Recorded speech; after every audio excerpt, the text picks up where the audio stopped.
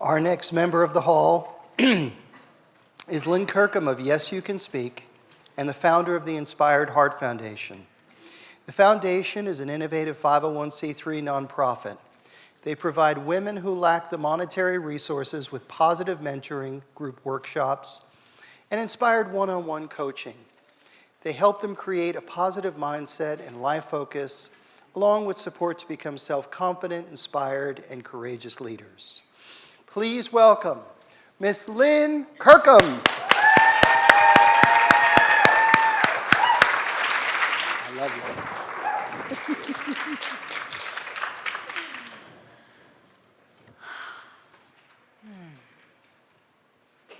I love making grown men cry.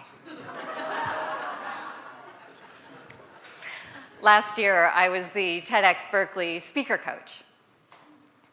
And our very own Mike Duffy came to the stage, and he delivered a fantastic talk to about 1,300 people.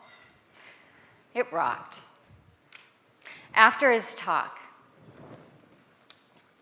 I went up to him with a love note on a heart, of course. And I said, Mike, you were brilliant. You're warm, funny, genuine, and riveting. This is who you are. And those words of truth brought a tear to his eyes. And then he said to me, Lynn, you make so many people happy. I am officially inducting you into the Happiness Hall of Fame. It's an honor to be here. Thank you so much, Mike, for what you're doing for the world and for having me here.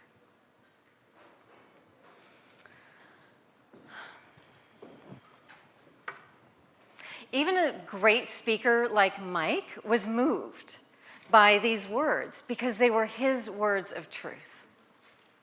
There's a part of us that knows who we are. And there's a bigger part of us, for most, that forgets it. We forget who we are. Our deepest need is to be seen and heard. Our deepest fear is rejection. I knew my 3-year solo journey around the world would completely change my life, but I had no blipping clue that I would end up speaking on stages and teaching other people how to do it too, because public speaking was my all-time biggest fear. It all started because I took a trip to India.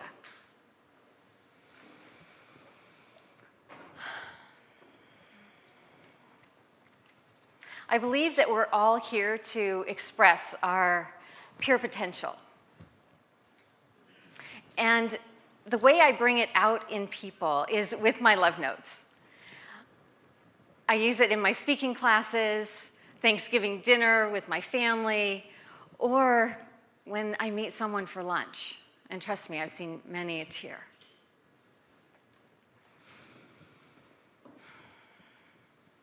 "10 years ago, I was given the biggest gift of my life. It was the gift of being seen.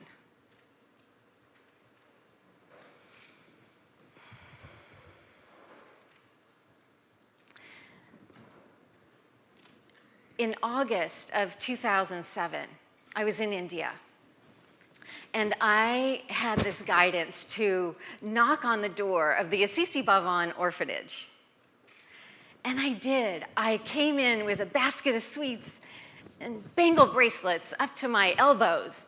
And I knocked on that door, and I was greeted by 36 pairs of the most beautiful chocolate brown eyes and big, bright little girl smiles that I'd ever seen.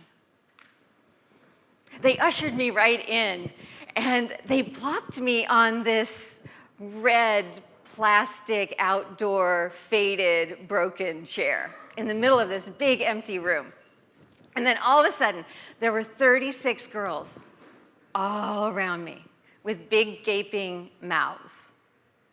You see, they'd never seen anyone with my fair skin or light hair or blue eyes before. The brave ones would run up to me and touch me, and then run back to the circle. And then when they realized that I wasn't going to melt and neither were they, I stretched out my arms, and they petted me like a precious kitten. At that moment, a very tall, thin, stern Mother Superior said to me, "You are already making a difference with these girls. We would love to have you stay in the bishop's quarters, of course." Like, ooh la la, the bishop's quarters. Sign me up. So there I was for 2.5 months, sleeping on a bed that was about as hard as this podium. It came complete with a broken fan, and I bathed out of a bucket. And I've got to tell you that those 2.5 months with those girls will live in my heart forever. When they would need me to come to the house, they would run to my quarters, screaming, "Auntie, auntie, auntie, auntie, auntie." And then within 2 days, it morphed into "Mama, mama, mama, mama, mama." It was amazing to be seen this way. We would walk together. I would usually have 6 of them, 3 on each hand, grabbing 1 finger each. So here we are, 6 girls and me, stumbling down these little rocky paths and giggling, but never, ever letting go. I saw them for who they were. And they loved it. It made them happy to be seen.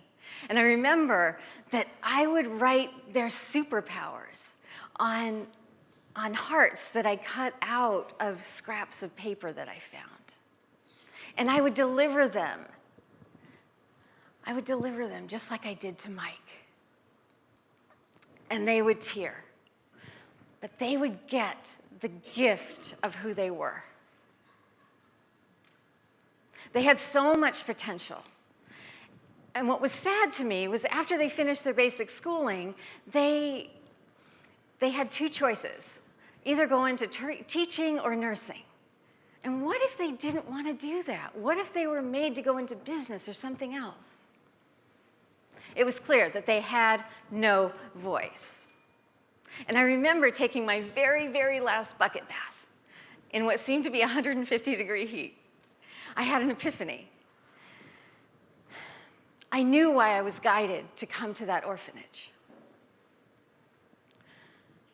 It was to be a stand for women and girls to find their voice. And I've been doing it ever since. I got back to the States, and I was talking with Reverend Bill, who was an amazing inspirational speaker and leader.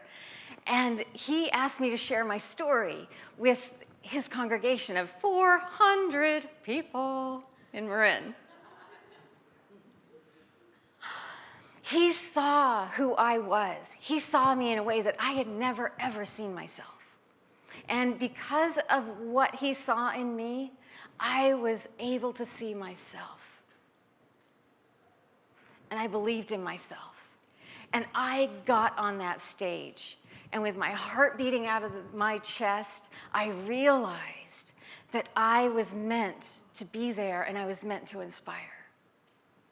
We all are.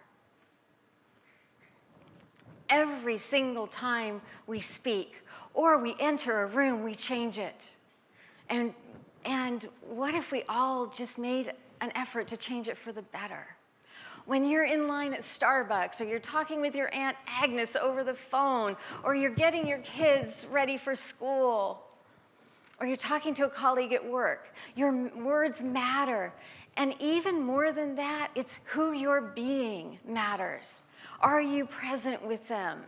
Are you really with them? Do you really see them? That's what creates the magic. Being present. So how can you do this? Absolutely, just be with the people that you see, that you meet.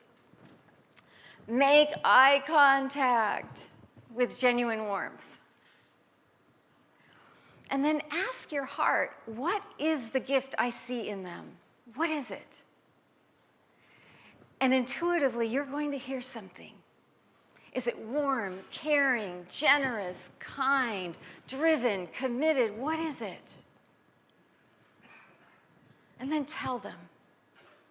Look them in the eyes with such certainty so that it lands in their heart and they get their gift and they get who they are. These are their words of truth. And when you have the courage to express them to them and see them for who they are, you both will light up. And if we all did this with just one person a day, we'll be a happier planet. So let's do this.